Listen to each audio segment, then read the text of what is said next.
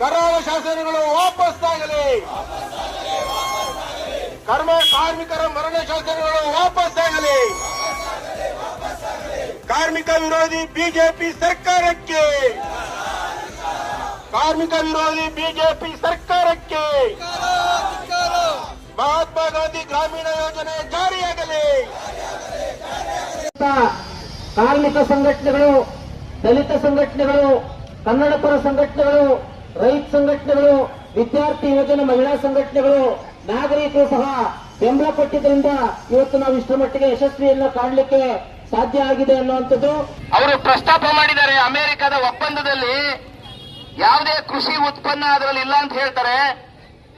ಕೆಂಪು ಜೋಳ ಅಂತ ಇದೆ, ಡ್ರೈ ಫ್ರೂಟ್ಗಳು ಅಂತ ಇದೆ, ತಾಜಾ ಮತ್ತು ಸಂಸ್ಕರಿಸಿದ ಹಣ್ಣು, ಸೋಯಾಬೀನ್ ಎಣ್ಣೆ, ವೈನು ಮತ್ತೆ ದ್ವಿದಳ ಧಾನ್ಯ, ಇತರೆ ಕೃಷಿ ಉತ್ಪನ್ನಗಳು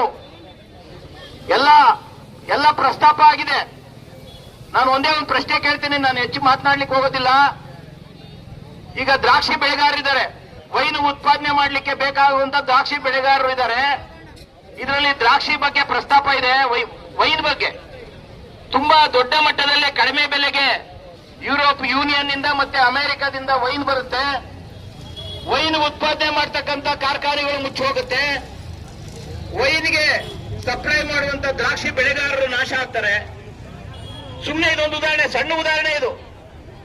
ಇದರಲ್ಲಿ ಇನ್ನೊಂದು ಮೋಸ ಏನು ಅಂದ್ರೆ, ಕೃಷಿ ವಿಷಯ ಪ್ರಸ್ತಾಪ ಇಲ್ಲ, ನಾವು ಸಂಪೂರ್ಣ ರಕ್ಷಣೆ ಕೊಟ್ಟಿದ್ದೀವಿ ಅಂತ ಹೇಳ್ತಕ್ಕಂಥ ಸರ್ಕಾರ ಸಂಪೂರ್ಣವಾಗಿ ನೋಡಿ ಅದರಲ್ಲಿದೆ ತಂತ್ರಜ್ಞಾನ, ಕಲ್ಲಿದ್ದಲು, ಅಮೆರಿಕದಿಂದ ಕಲ್ಲಿದ್ದಲು ತರಿಸ್ತಾರಂತೆ, ಕೃಷಿ ಮತ್ತು ಇತರ ವಲಯಗಳ ಉತ್ಪನ್ನಗಳು ಎಲ್ಲ ಸೇರಿ ಸುಮ್ಮನೆ ಒಂದು ನಿಮಿಷ ಯೋಚನೆ ಮಾಡಿ, $500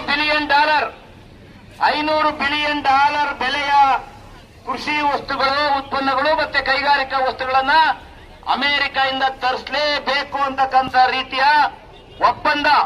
ಇದು ಒಪ್ಪಂದ ಅಲ್ಲ, ಇದು ನಾವೊಂದು ರೀತಿ ಗುಲಾಮತನ. ಅಮೆರಿಕದಲ್ಲಿ ಉತ್ಪಾದನೆ ಮಾಡತಕ್ಕಂಥ ವಸ್ತುಗಳನ್ನ ತೆಗೆದುಕೊಂಡೋಗಿ ನೀವು ಭಾರತದಲ್ಲಿ ಮಾರಾಟ ಮಾಡಬೇಕು ಅಂತಂದ್ರೆ ಈ ಸರ್ಕಾರ ಇವತ್ತು ಒಪ್ಪಂದ ಮಾಡ್ಕೊಂಡ್ ಬಂದಿದೆ.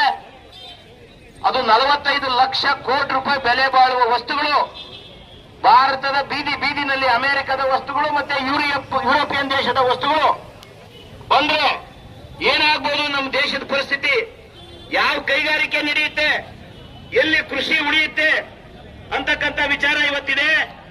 ಇದರ ಬಗ್ಗೆ ನೋಡಿ, ಪಾರ್ಲಿಮೆಂಟ್ ನಲ್ಲಿ ಚರ್ಚೆ ಇಲ್ಲ, ರೈತ ಸಂಘಟನೆಗಳ ಜೊತೆ ಚರ್ಚೆ ಮಾಡಲಿಕ್ಕೆ ಸಿದ್ಧ ಇಲ್ಲ, ಕಾರ್ಮಿಕ ವಿರೋಧಿ ಸಮಿತಿಗಳ ಕುರಿತಾಗಿ ಕಾರ್ಮಿಕ ಸಂಘಟನೆಗಳ ಜೊತೆ, ಕಾರ್ಮಿಕರ ಜೊತೆ ಚರ್ಚೆ ಮಾಡಲಿಕ್ಕೆ ಇವತ್ತು ಸರ್ಕಾರ ರೆಡಿ ಇಲ್ಲ.